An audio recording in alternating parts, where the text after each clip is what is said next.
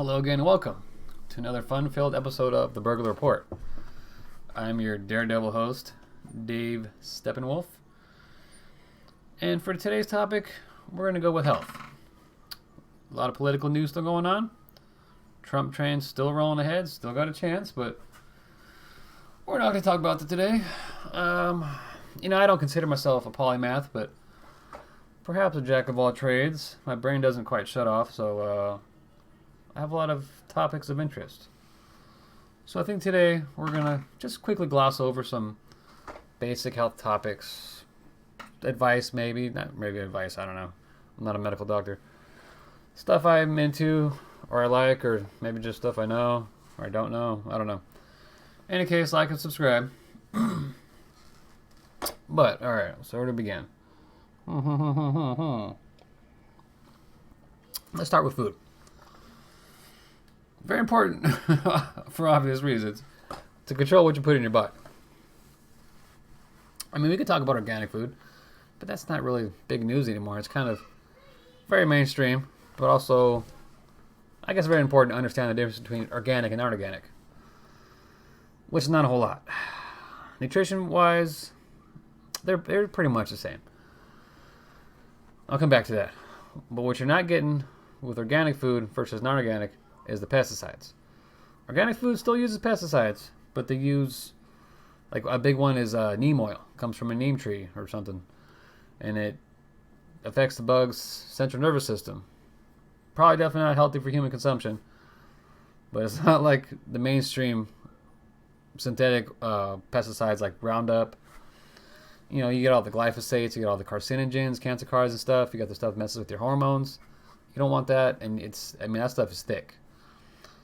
And you gotta eat, like, look at grapes or apples. You can feel the residue. That's all non-organic, freaking synthetic nonsense. You don't want any of that. Avoid that at all costs. But what are you gonna do? But like I said, as far as nutrition goes, they're virtually identical. All of our soil that we farm on is depleted.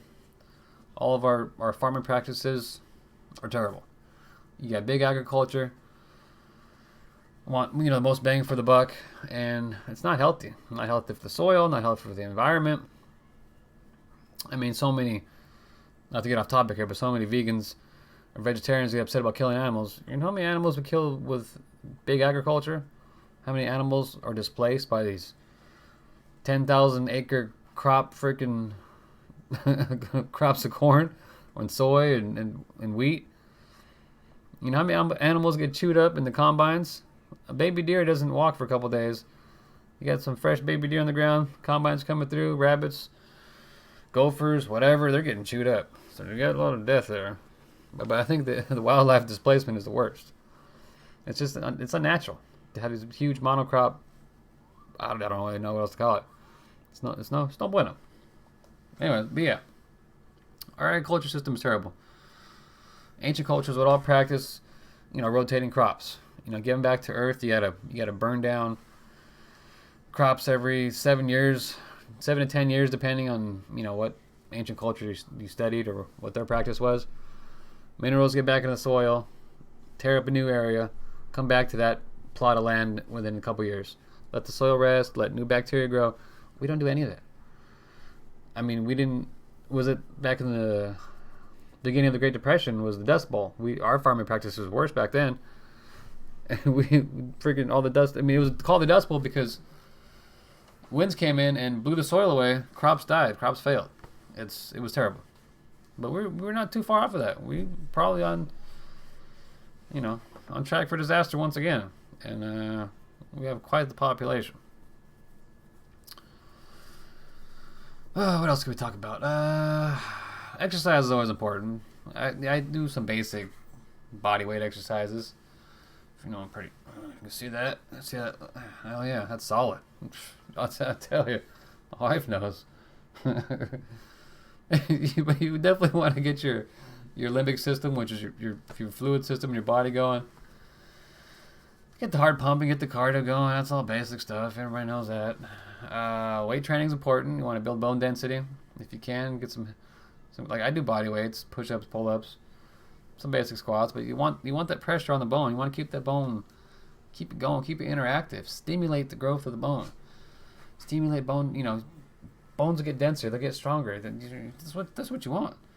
You don't want your bones to waste away. You know what I'm saying? Yeah. Look at what astronauts go through. A couple months up in space, their bones start to turn to jelly, and they're coming back after. I mean, they can only be up there for like 90 days or something. Their body's mush, or they're hurting. You lose bone mass pretty quick. And obviously, as we age, we lose bone mass naturally. Our hormone levels fall naturally. So you want to keep that exercise going, keep the hormonal level up, keep the body moving. Just keep moving. Do whatever you got to do. I bought my kids a trampoline. Let them go on a trampoline. Trampoline's actually great.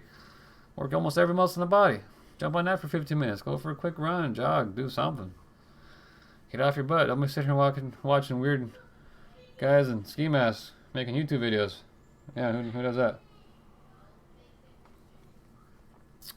It's just all basic stuff. I mean, we're in the holiday season. High stress. This round of politics, super high stress for a lot of people. So you want to stay healthy. You want to maintain. You don't want to get caught up with a crappy immune system and get the coronavirus. Bad for your health. So anyway, what else can we do? Along with exercise, you gotta learn to breathe right. It's a lot of things that we do not breathe at all for crap. Ancient cultures all knew breath was life. Breath is life. In a lot of Native American culture, I've read this really great book called Breath, and it goes deep into ancient history or different ancient belief systems in regards to breathing. And like Native Americans, they knew you breathe in through your mouth, you get that sick air, you get sick, you bring toxins in your body. Breathing is only in and out through the nose. Nose is for breathing, mouth is for eating. That's a good basic rule. And if I'm just splashing away. And eventually you will develop like snoring and I don't know, different issues with breathing at night when you're sleeping for not breathing through your nose, but you can learn, or your nose can learn to reopen up. It's like kind of like a weird cluster of I can't explain it. I'm terrible at explaining stuff. Breathe through your nose, out through your mouth. Or breathe through your nose, out through your nose. Whatever you can do. Just breathe. I mean, we're so sedentary in our lifestyle. We breathe so shallowly. Everyone breathes with their upper chest, upper respiratory. You want to breathe through your diaphragm. You want to sit up straight, breathe in through your diaphragm, continue up to the upper part of your chest, and then breathe out. And it's not too quick. Well, it depends. Okay, because I've learned a couple different methods that have really helped me. The first one being in for 6 seconds, out for 6 seconds. You want to start off slow. You want to start off maybe 2-3 seconds in, 2-3 seconds out. Work your way up. In for 6, full lung capacity, out for 6. Breathe out as much as you can. Do that for a couple minutes, and it just relaxes your body. It reactivates the is it the parasympathetic nervous system? The one that calms you, or the sympathetic? I get those two confused. You have the two different nervous systems. One's, fight or flight, and the other one's relaxation. You want to go for the one for the relaxation. Because if you're breathing too shallow, you're breathing in and out constantly through your mouth, your body thinks like you're struggling to breathe. And you get into like a more intense, stressful state. And it's shown this, that breathing technique will lower blood pressure. The other one too has been known to lower blood pressure. I'm not a doctor. Is breathing in for 4 seconds up to 75% capacity. And this one's really helped me. And then breathing out for 6 seconds. And that one actually focuses more on the carbon dioxide. Yeah, I know you want your oxygen in, but if we're over breathing, we're getting too much oxygen. And your blood vessels are going to constrict because your blood vessels are like, all right, we got enough oxygen. You start breathing out more, increasing your CO2 level, your blood vessels will, they'll relax, they'll open up, they'll dilate. Because, all right, like we got enough, CO2, we're ready for oxygen, and that's going to bring down your blood pressure. From what the studies I've seen, tremendously. And it's also helped with things like asthma. It actually dilates the bronchioles, a little air passes in your lungs. So it's pretty significant. And the last method of breathing that I've dabbled with is like the Wim Hof method. That guy's fucking nuts. crap, I was supposed to cuss. That guy is crazy. I was trying to do one episode without swearing. Can't do it. Can't change the game. The force is strong with this one. Anyways, he does a go to YouTube, look up Wim Hof, WimHof, Wim Hof breathing freaking method. You have beginner level stuff, and he does it for 30 seconds. It's just in and out, in and out, and you just get such an intense oxygen level in your bloodstream. And then after 30 breaths, you hold your breath. I was never been able to hold my breath for more than 30-40 seconds. Doing that breathing method, I got up to a minute and a half just holding my breath, like after you breathe out. It's the weirdest thing. Once you get past that need to breathe in, you realize there's plenty of oxygen in my blood. I don't need to breathe in. Really cool method. A lot of free divers use it. That guy uses it and he swears by it. Look him up if you haven't seen him. I'm sure you know about him. If you run into my stream, we probably got similar interests. So check it out though. But I mean, eating right. Obviously avoid fast food, all the preservatives, all the fillers. Good God, all the freaking all the GMO ingredients in general. I mean, I've said before, I think there's a reason why we have the most deaths in the world for the COVID or the coronavirus, because we're the unhealthiest nation. We eat the biggest pile of crap on a daily basis. Some people, doesn't bother them. For the rest of us, especially it has to do with genetics, it tears you up. I mean,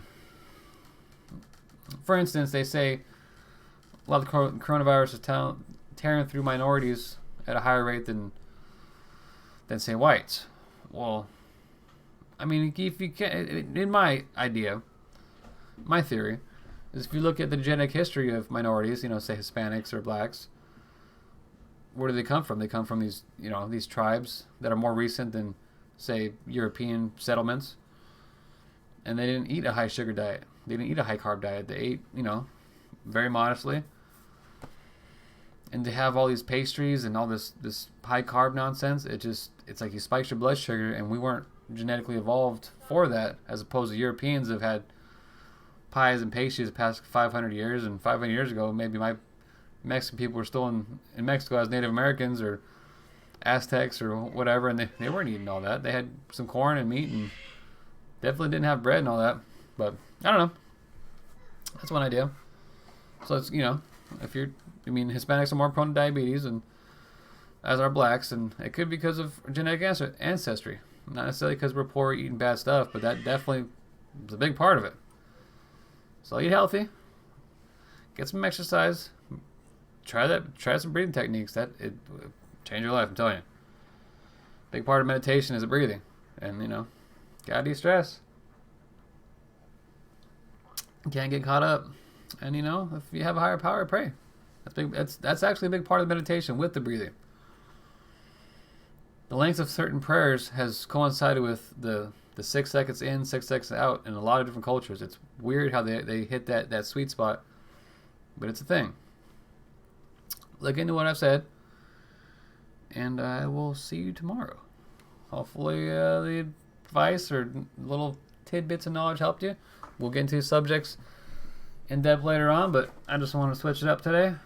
And good night.